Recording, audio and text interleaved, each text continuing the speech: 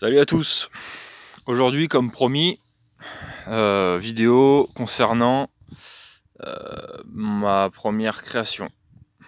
Donc, c'est un premier couteau, d'accord, que j'ai réalisé avec mes petites connaissances, qui comportent des défauts évidemment. C'est un premier.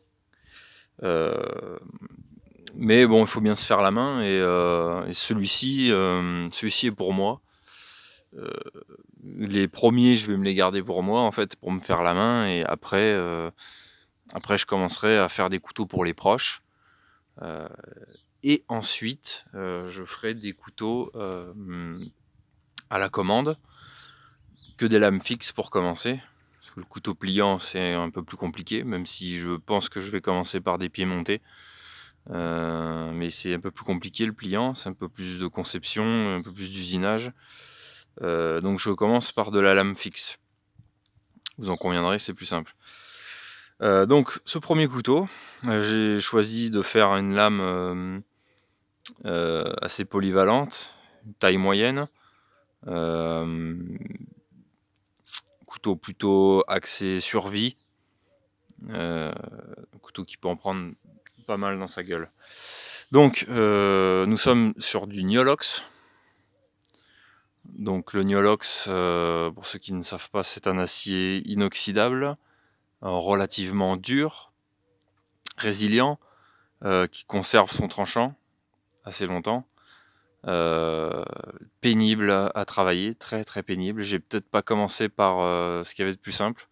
La plupart des couteliers commencent par du XC75, mais moi je veux m'orienter, à part sur des commandes, mais sinon pour moi je veux m'orienter que sur de l'acier inoxydable. C'est peut-être une erreur de ma part, chacun en pense ce qu'il veut, mais les couteaux qui rouillent, les couteaux outdoor qui rouillent, c'est contradictoire, c'est un non-sens pour moi.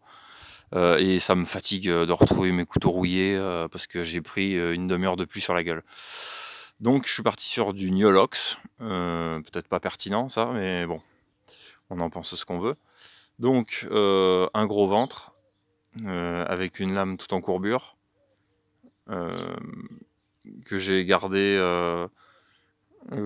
brut de forge, on va dire, même si c'est pas de la forge, puisque je travaille, je le rappelle, pardon, je travaille sur un four électrique, un four de trempe, donc il n'y a pas de forge, c'est juste de l'enlèvement de matière. Mais bon, il y a quand même de la calamine qui se crée après la trempe, et j'ai gardé ce côté calamine.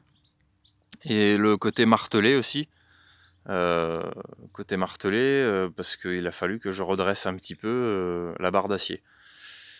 Chose que je me suis pas rendu compte tout de suite. J'avais déjà commencé à faire les moutures quand je me suis rendu compte que la barre était tordue. Donc ce qui donne, je sais pas si on va bien s'en rendre compte, mais ce qui donne que la lame n'est pas dans l'alignement du dos de manche. Voilà, je sais pas si on le voit bien. Je sais pas si on le verra mieux dans l'autre sens. Mais voilà, là on voit bien que la lame est part de ce côté-là, du côté de mes doigts. Elle est vrillée en fait. J'ai pas pu faire mieux parce que sinon ça remettait toute mon émouture en question. J'avais déjà commencé à bien travailler, je me suis dit que c'était un premier couteau et que j'allais pas perdre mon temps sur ce genre de choses, ça me servira de leçon pour les prochains. Donc ça, c'est un premier, vous en conviendrez que il peut contenir quelques défauts, c'est comme ça qu'on apprend. Donc j'ai fait un manche en micarta, fait maison. Donc j'ai acheté de la résine époxy, j'ai découpé des rectangles dans une assise de transat, donc ça faisait toile de jute mais plastique. J'ai pressé tout ça, je me suis dit on verra bien ce que ça donne, et j'ai décidé de l'utiliser pour ce manche. Donc ça donne un résultat plutôt sympa, je trouve, bien qu'il y ait des petits manques, ouais, et des petits trous. Il n'y en a pas beaucoup, il y a ces deux-là, voilà. Et après, quand on regarde de plus près, là c'est pareil, je sais pas si on va le voir, mais entre les mailles, là, il y a quelques petits manques de résine. En soi, c'est purement esthétique, c'est pas bien grave. Ça reste quand même un manche assez costaud, assez solide, parce que ça reste de la résine époxy armée, hein, armée d'un tressage. Donc c'est pas mal. Esthétiquement, j'aime beaucoup. Même si je me verrais mal vendre un couteau avec des manques comme ça. Je sais pas si on va le voir, mais il y a des manques dans les trous là, entre les mailles, il y a des petits manques. Donc ça, je pourrais pas le vendre, un truc comme ça. Je m'en voudrais de vendre ça. Par contre, pour moi, je m'en fous complètement. C'est un couteau qui va être purement utilitaire, qui n'est pas fait pour être dans une vitrine. Donc, je m'en tape. Je lui ai fait, pardon, excusez-moi, je lui ai fait un petit trou ici au niveau de la garde pour pouvoir y passer une paracorde qui passera le long des doigts comme ça et venir se raccorder à ce trou, puisque pour bâtonner c'est un excellent moyen. J'aime beaucoup, il n'y a pas assez de couteaux qui possèdent ce trou ici, donc c'est quelque chose que j'ai fait sur celui-là. Je lui ai fait un talon dépassant, parce que pareil, le talon dépassant on le trouve pas sur tous les couteaux et c'est quand même bien dommage. C'est très pour taper, casser des noix, des choses comme ça, pour quand on bâtonne. Voilà, c'est toujours utile, on a toujours peur d'abîmer le manche ou de le casser. Bon. Donc voilà, j'ai fait un talon dépassant avec 2 trous. Donc on peut soit passer la paracorde en haut ou en bas. On peut faire un petit peu comme on veut, c'est pratique. Pour le manche, j'ai fait des rivets creux qui lui donnent un petit côté hublot comme ça, j'aime beaucoup. Ça j'aime bien. Vous voyez, on voit à travers. Bon, c'est pas exceptionnel, hein. Il y a plein de couteaux qui ont ça et bah, moi j'aime bien. J'ai pas mis de liner, j'aurais peut-être dû. Mais bon, pour celui-là, j'ai collé direct. Je crois que je fais des expériences, hein. Le prochain aura des liners avec un manche en noyer. Voilà, faut voir un petit peu ce que ça donne. Il n'y a pas de jimping non plus.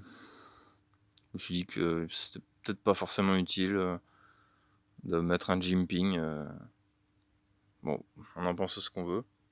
J'aurais pu le rajouter avec des petits coups de lime ronde, parce que j'ai pas on appelle ça une carlette à cannelé.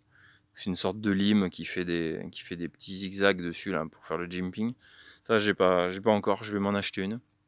Je compte bien pouvoir proposer du jimping aux clients. Mais bon, celui-là n'en a pas. Voilà. C'est à peu près tout. C'est une lame de 4 mm d'épaisseur. J'ai plus les dimensions en tête, mais ça fait quelque chose comme 26 cm de long. 25-26 cm de long avec une douzaine de centimètres de lame et de manche. Voilà, c'est approximatif. J'ai pas pris ces mensurations. En tout cas, c'est 4 mm d'épaisseur, ça c'est sûr. Et le Niolox, on peut y aller, hein. C'est assez solide. Je l'ai pas trop testé, je vous avouerai. J'ai quand même un petit peu bâtonné avec, un petit peu... voilà, bon, normal, je l'ai affûté, je l'ai essayé, quoi, mais je suis pas allé le mettre à l'épreuve dans les bois, puis de toute façon, en ce moment, c'est pas tellement le moment pour tout ce qui est loisir à l'extérieur. On est un petit peu renfermé chez nous. Pour l'étui, j'ai fait un étui Kydex tout simple, qui n'offre pas une extrême rétention. Je suis un peu déçu, je l'ai recommencé plusieurs fois. Le Kydex, c'est plus compliqué que ça en a l'air. Quand on n'est pas équipé vraiment de ce qu'il faut.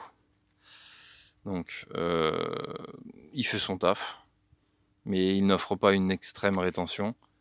D'ailleurs, on l'entend quand on rentre le couteau à l'intérieur. Encore une fois, c'est le deuxième étui Kydex que je fais, donc le premier était top, mais suivant la forme du couteau, en fait, ça donne pas toujours la même chose, ou alors il y a peut-être des astuces qui m'échappent. Si vous avez des conseils, je les écoute, je suis preneur, et vous avez la barre de commentaires pour ça.